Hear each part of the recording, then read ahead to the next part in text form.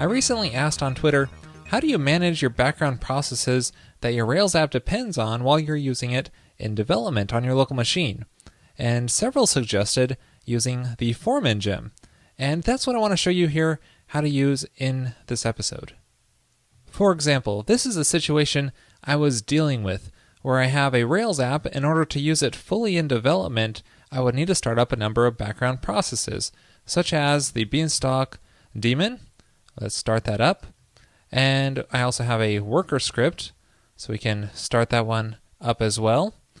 And I also have another background process, which is the Fay server.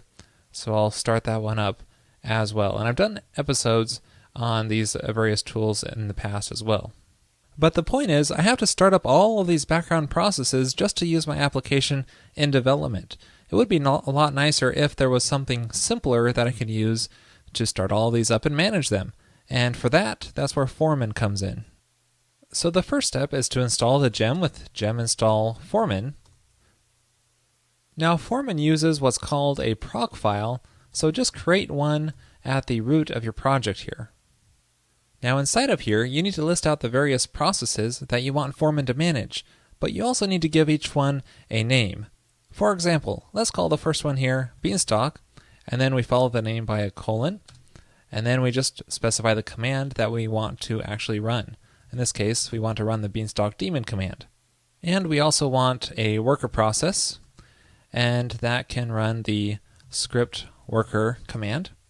And finally, we also want the Fay process, which will run the Fay rackup command that I showed you earlier. Once you're done writing that proc file, you can check that as valid by using the Foreman check command. Running that, you can see that it looks like our proc file is valid. So now with that proc file complete, you can simply run the Foreman start command and check that out. Now each of the processes is running. Each one has their own separate process ID, but they're all managed by Foreman, and they're all started with a simple Foreman start command. And you can see all of their output nicely displayed right here in the terminal. And hitting Control-C here will stop all of them as well. It's so much nicer than managing them all separately. Now Foreman includes a nice man page documenting all of the options you can pass to it. Let me show you some of them here. If you just want to start up one process, you can pass that name in directly, such as Foreman start. Maybe just specify the Fay server, and it will only start up that Fay server. You can also specify how many of each process you want to start up using the C flag. For example, let's say we wanted to start up 4 workers instead of just 1, which is the default. We can just pass in 4 like this, and it will start up 4 of those processes. Now Foreman also has an export command, and this is great for exporting your list of processes into something that you can use in production. It currently supports the init tab and upstart formats. So for example, if we run Foreman export upstart and then choose the current directory, just as an example, it will output all these upstart configuration files into the current directory here. And we could take a look at one of them here just to see what it looks like. And you can see basically it's just going to execute that given command and handle all the logging and everything for us. Really nice to have this feature. And that's it for this episode on Foreman. This episode's on the shorter side because Foreman really is that simple. It's a simple solution, but for a specific problem, and I find it does the job quite well. And maybe you will too. If you ever find yourself having to start up a lot of background processes in development just to get your Rails app into a working state, definitely consider using Foreman.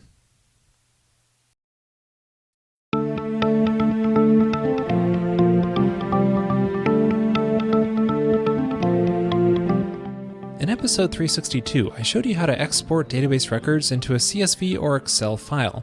Since then, I've received several requests on how to handle importing records from these file types. And that's what I'll be demonstrating in this episode. So what I would like is for a form to be down here at the bottom, allowing the user to upload a file that contains records, and it will import the data into our database.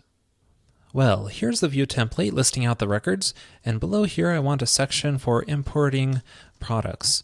And then I'll have a form. I'm going to use form tag instead of form 4 because I don't really have an object to handle the importing at the moment. So this form will need to be submitted to some URL and have multipart as true because it's going to accept file uploads. So I'll add a file field tag, just call it file, and a submit tag saying import. Now the question is, where should this form be submitted to? Well, let's make an action on our products controller called import, so that'll be going to the import products path. This means I'll need to set this up in the routes file, and I'll expand this products resource, giving it a collection route for, let's say, a post request called import. And then in the products controller, I need to make that import action. So what should this do? This should take the file that's being uploaded and import it into our products database. Now the file is going to be passed in through the file parameter, and this is actually going to be a special uploaded file object which includes a temp file. So Rails automatically is going to store this on the file system temporarily while we process this file. This means we don't have to use Carrier Wave or Paperclip or some other plugin just to work with uploaded files. We can work with them directly if we're doing something simple like this. But you might want to use Carrier Wave if you're wanting to do more permanent storage. Anyway, here I can just make a class method called import on the product to handle that, and then let's redirect them to, how about the root URL with a notice saying products imported. Now we can focus on the model to handle the import behavior. Now I already have some code in here left over from the earlier episode on exporting the CSV data, but here I want a class method called import which takes that uploaded file. And let's focus on importing CSV data first. Now I already have set up in this application config file to require CSV, so you'll want to add that to use the Ruby's built-in CSV library. So what I can do is call csv.forEach and then pass it a path to a file, and then it will yield to the block for each row of data. Now if I pass in a headers option, it will look for a set of headers in the first row, and then it will use that in the row data. So what I can do is call product.create because I want to create a new record, and then call row.toHash, so this way it converts that data into a hash of attributes. So as long as the column names map to attributes in my product model, that will just create a new record for each row.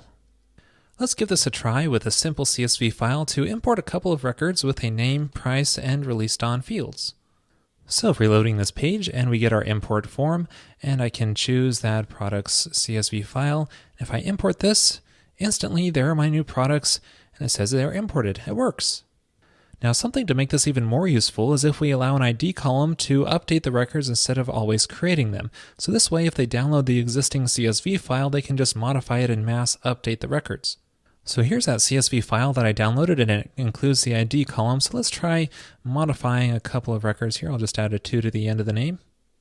So to get this to work, we'll need to change the way our products are imported. Instead of always creating a product, let's find one. So I'll use find by ID, so it returns nil if a product isn't found.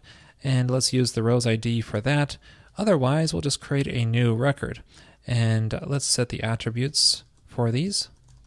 And because it might include columns that we don't want to set attributes for, such as the ID, I'm going to slice off certain attributes from this hash, actually just the accessible attributes, since we have some mass assignments set up here. So you might want to list these out manually if you're using strong parameters. And then let's save the record. Now let me rename this because I made it plural, but it should be singular. There we go. So let's try importing this CSV file with the IDs included and see what happens. Well, it updates the records in place, adding the 2 at the end of the name instead of always creating a product. Cool. Well, now that we have CSV files working, how would we import an Excel file? Now, there are several gems available to handle importing from Excel. In this episode, I'll be using the Root gem because it provides a standardized interface for accessing a variety of different spreadsheet formats, including Excel and CSV. So going to the gem file for my app, I'll add the root gem into there, and you'll need to run the bundle command to install it. Now I also found it necessary to go to my application config file and require the icon v library into here. Unfortunately, this adds some warnings every time you start up your Rails application. Hopefully the spreadsheet gem that uses this will move away from it soon. Now that we have roux installed, let's use that to handle the importing of our product records. So the first thing I need to do is grab a spreadsheet from roux, and I'm going to do that in a separate method. Let's call it open spreadsheet, because the logic is a little bit complicated.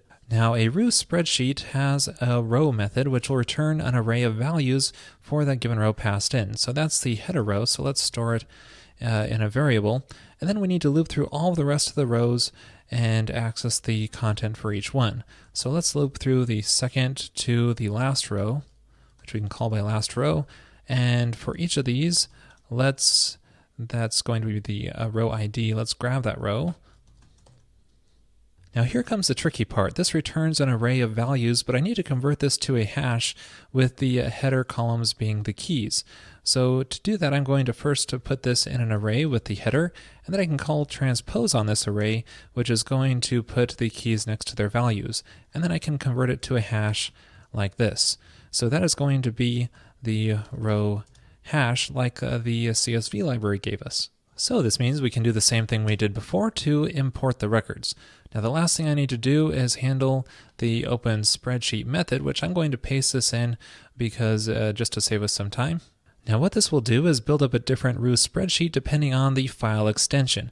And I have to use original file name on the uploaded file because it's stored in a temp file which doesn't have the extension on it.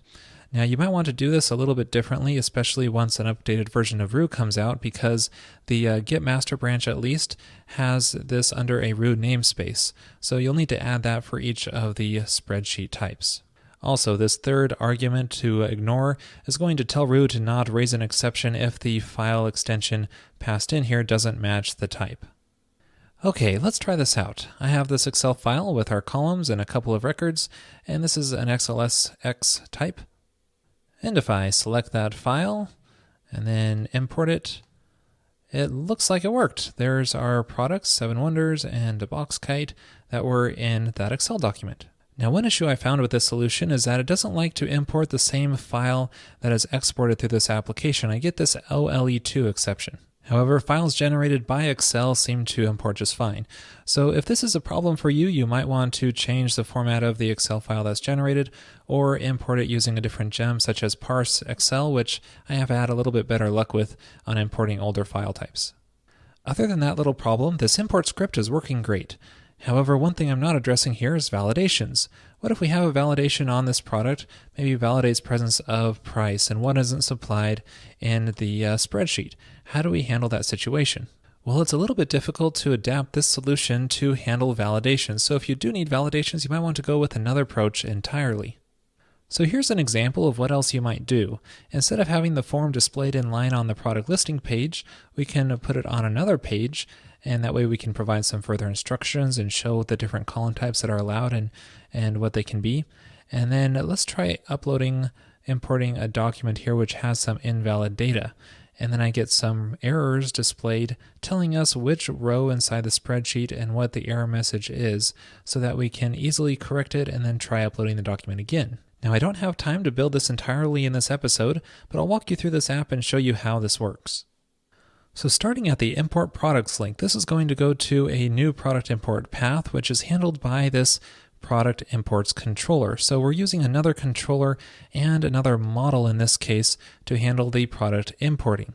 Keeping this a separate model allows us to use Form 4 inside of the new template. So if I check this out, I'm using Form 4 to display this form so that we can easily display the errors just like we would any other model. However, this model isn't stored in the database. So if we check it out, we can see that it's a simple Ruby class. And I'm using ActiveModel here to simulate ActiveRecord, and you might want to switch to ActiveModel model when you upgrade to Rails 4. Now when I attempt to save this model, it's going to import the products and then see if they're all valid. And if not, it's going to display the errors by adding errors to this active model.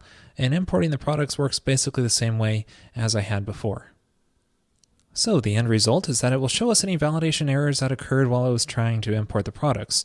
Now I went through this pretty quickly, so you might want to check out the full source code at railscast.com. Well, that's it for this episode on importing records from CSV or Excel documents. Thanks for watching.